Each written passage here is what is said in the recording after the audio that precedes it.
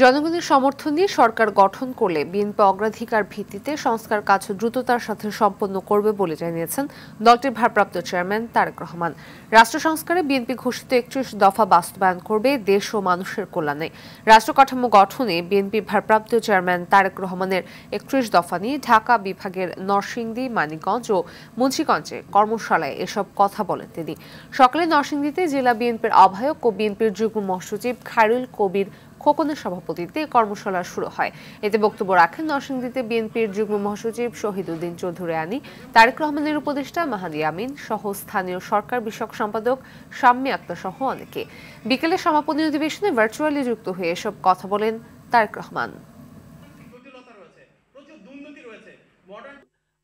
আমাদের যেগুলো সম্ভব, তবে সমৃদ্ধ আরো বেশি শক্তিশালী করা হবে এবং এগুলোকে একটা বিষয় আমাদেরকে অবশ্যই খুব সিনসিয়ার হতে হবে।